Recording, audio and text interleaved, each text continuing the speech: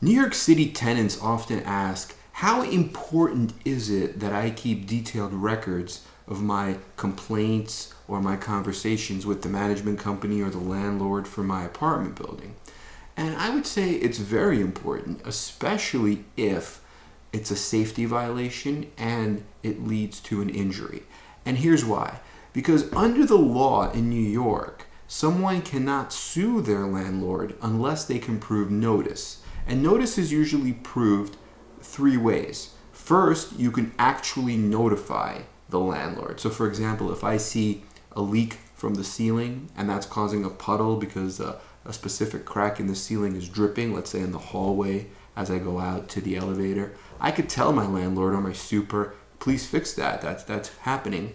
And they could say, yeah, sure, I'll take care of it. I'll fix it. And then they don't. And then someone falls. Now I have actual notice. I've notified them. But where's my proof? It's just my word versus the landlord's word. I'll say, yes, I told the super, I told the landlord, and they'll say, no, you didn't. We didn't know anything about it.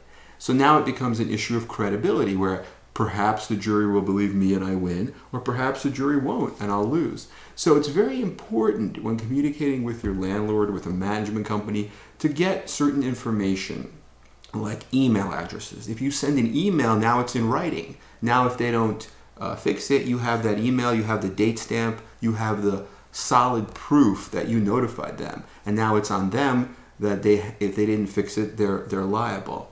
A second way to prove notice is constructive notice. That just basically means that the leak, in the same example of the hallway ceiling leaking, the leak just existed for a period of time. Say it existed for 2 months, that you see a little crack in the ceiling and it's dripping. You never complained to anybody, but you could document that it existed. Maybe you have a videotape that you took with your cell phone or a photo of it that's also date stamped and time stamped from 2 months ago.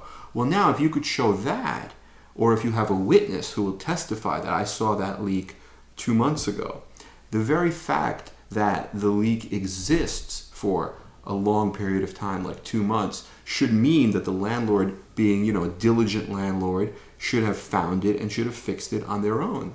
So that's another way that you could prove notice in a safety violation in a lawsuit. And the third way is if the landlord or somebody who works for the landlord or the management company caused and created the condition themselves. So for example, if somebody is mopping the floor and they leave a puddle and then someone else slips, they've caused and created the condition. So you don't need to prove notice of notifying them or showing that it existed for a period of time because they created the very condition. So those are the three ways you can prove notice, and documentation is very important.